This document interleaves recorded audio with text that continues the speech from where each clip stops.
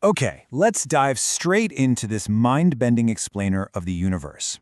Today we're embarking on a journey that starts with the absolute smallest, most intimately familiar thing you can imagine, and we're going to just zoom all the way out to the most unimaginably vast structures in existence. It's the kind of voyage where every single step forward makes our previous sense of scale feel like a complete joke. We're going to cross stars, peer into the absolute darkness of black holes, glide through these sprawling cities of galaxies, and finally hit the absolute wall where human vision simply stops. But like any grand journey, this one has to start somewhere. And you might be thinking, our starting line is the Earth, right? After all, that's our home, our entire world. Well, we actually have to subvert those expectations right out of the gate, because in this specific context, the Earth is a giant. Our cosmic journey doesn't start with the planet at all. It starts with something much, much smaller. Something sitting right inside your head. A 1.5 kilo wet pink tissue. Section 1, Our Brain and Solar System. So we're anchoring this massive cosmic scale right here in the highly familiar territory of our own minds and our immediate planetary backyard. Because to really understand the universe, we first have to understand the instrument we're using to perceive it. The human brain is no bigger than a coconut, but it contains roughly 86 billion neurons. And what's absolutely staggering about that number is how perfectly it mirrors the cosmos itself. Our entire Milky Way galaxy has a remarkably similar number of stars. So a level of complexity rivaling an entire galaxy is packed right there between your ears. It is literally the smallest thing capable of mapping the infinite darkness. Now, stepping outside that brain, we find ourselves on Earth. We naturally think of our world as this huge, boundless place. But when the Voyager spacecraft turned around back in 1990 to snap a picture from 4 billion kilometers away, Earth was just a pale blue dot, a literal pixel. And to truly grasp how small we are, just look at our closest neighbor, the Moon. We think it's right next door, just hovering above us. But the empty space between the Earth and the Moon is actually so vast that you could perfectly line up Mercury, Venus, Mars, Jupiter, Saturn, Uranus, and Neptune in that gap and still have a little bit of room left over. So let's visualize the massive scale of those outer planets. As we move outward, the scale really starts to leap. If the Earth were just a single grape, Jupiter would be a massive basketball. You could easily fit over 1,300 Earths inside it. It's so insanely heavy that it weighs 2.5 times more than all the other planets combined. And then, of course, there's Saturn, boasting those magnificent rings made of rock and ice. Some pieces are as small as a grain of sand, while others are the size of entire houses. Yet, as grand as Jupiter and Saturn are, they're practically ghosts on the grand scale of things. The Sun is the undisputed master of our solar system. If you were to put every planet, every moon, every single asteroid, and every speck of dust on a cosmic scale, they'd just be a tiny, almost invisible sliver. The Sun holds nearly 100% of all the mass in our neighborhood.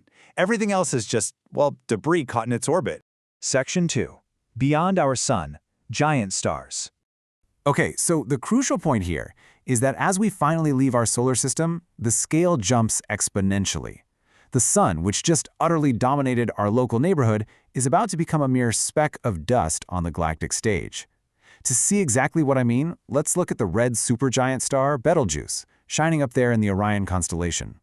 To put its sheer size into perspective, if our massive Sun were shrunk all the way down to the size of a tiny cricket ball, Betelgeuse would be a towering skyscraper. It completely shatters our local definition of the word big. But the universe always has something bigger up its sleeve. Take the hypergiant star VY Canis Majoris. To truly make this scale visceral for a second, imagine jumping into a standard commercial airplane and trying to fly around it. If you flew at top speed, never stopping for fuel, a single trip around this star would take you 1,100 years. You would literally need multiple generations of your family to live, grow old, and pass away on that airplane just to complete one single orbit. Now let's see how this builds when we look at the ultimate giant, Stephenson 218. This is the largest star we have ever discovered. It is so mind-numbingly colossal that you could hollow it out and pour 10 billion of our suns inside it. Let's measure it with the fastest thing in the universe, light. Light circles the Earth in a fraction of a second. It orbits our sun in just a few seconds, but for a beam of light to travel around Stephenson 218, it would take several hours. Section 3. Black holes, the dark monsters. So, giant stars are incredibly massive, right? But at the end of the day, they're still just glowing balls of gas. As we dive deeper, we have to leave the shining giants behind and enter the realm of absolute darkness. Here we encounter the terrifying beauty of black holes. These are regions where gravity is so incredibly intense that even light, which fears absolutely nothing else in the cosmos, is pulled in and permanently trapped. These single points of gravity possess such unimaginable power that they force entire cities of stars, literally billions of them, to dance around them like leaves swirling in a whirlpool. Let's just walk through this terrifying escalation of mass. Right in the center of our very own Milky Way sits Sagittarius A star, packing the mass of 4 million suns into a space smaller than our solar system. And crazy enough, we're all currently orbiting it. But honestly, that's a lightweight. Look at M87, weighing in at 6.5 billion solar masses. Its dark center alone is larger than the orbit of Pluto. Then we jump to Tone 611 at 66 billion solar masses. And finally, the newly discovered Phoenix A, which sits at an unfathomable 100 billion solar masses, a number that just seems to flat out mock the laws of physics.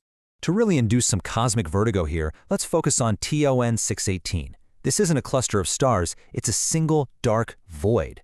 It is so unimaginably vast that if a beam of light tried to cross from one side to the other, it would be completely lost in the dark for weeks. If you put the entire Milky Way galaxy on a cosmic scale, this single black hole would outweigh all 200 billion of our stars combined. Section 4. Galaxies and the Cosmic Web. All right, let's catch a quick breath. We've zoomed past individual stars and peered into terrifying dark voids. Now it's time to step into the grand architecture of the universe, the realm of stellar factories and galactic cities. Before stars form galaxies, they're born in nebulae, these massive oceans of gas and dust. You might know the famous pillars of creation, but let's take a look at the Tarantula Nebula. This is an active factory birthing millions of suns simultaneously. It's so massive and burns so brightly that if you moved it to the distance of our closest nebulae, it would outshine the full moon, and its glow would actually cast human shadows on the ground at night. When those stars group together, they form galaxies, kind of like our Milky Way, which holds roughly 200 billion stars. To really grasp that number, try this on for size. If you started counting stars at a rate of 1 star per second, without ever stopping to sleep or eat, it would take you 6,000 years to count them all. All of recorded human history would pass by, and you'd still just be counting the stars in our single galactic city. But zooming way out, we see that galaxies aren't just randomly scattered around. They form a massive pattern called the cosmic web. Galaxies hang on glowing filaments like dewdrops on a spider's web, separated by these massive silent voids that take light millions of years to cross. Our Milky Way is just a tiny speck within the Laniakea supercluster, which houses 100,000 galaxies. And terrifyingly, our entire supercluster is being dragged through space at millions of kilometers per hour toward a mysterious gravitational anomaly hidden behind the dust of our own galaxy, known only as the Great Attractor. Section 5. The Observable Universe Limit. Okay, we're preparing for the final chapter of this explainer. This is the point where human physics really begins to falter, and we hit the absolute, uncompromising wall of our vision. Within this vast web lies a structure that has left scientists completely baffled, the Hercules-Corona Borealis Great Wall. It's a massive cluster of galaxies. The problem? It is 10 billion light-years long. The entire universe is only about 14 billion years old. So according to our current understanding of physics, a structure this immense shouldn't even exist because the universe simply hasn't been around long enough for it to form.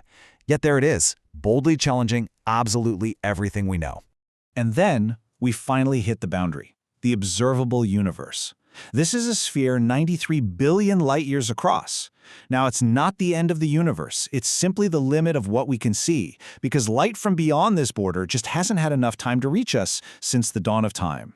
Inside this sphere, there are roughly 2 trillion individual galaxies. To really drive home the sheer scale of 2 trillion galaxies, consider this. If you were to walk across every beach on Earth and every sprawling desert and count every single microscopic grain of sand, the total number of stars in the observable universe would still be greater than all those grains of sand combined. Literally. Let's bring this all the way back home. When we look at a scale like this, our wars, our borders, our daily anxieties, they mean absolutely nothing. We are sitting on a microscopic speck of dust, orbiting an incredibly average star, floating in a quiet corner of a galaxy that is just one of 2 trillion. It is deeply, deeply humbling. But there's profound beauty here, too. because despite our microscopic size, we're armed with a 1.5 kilo brain, a wet, pink tissue that is courageous enough to look up, map the infinite darkness, and actually begin to understand it. We are the universe experiencing itself, and that brings us to the end of our cosmic zoom-out. So, I have to ask, which scale of the cosmos made you feel the smallest today? Was it the physics-breaking Phoenix A black hole, or maybe the impossible 10 billion-year expanse of the Great Wall? Let that cosmic vertigo sink in for a bit and keep looking up.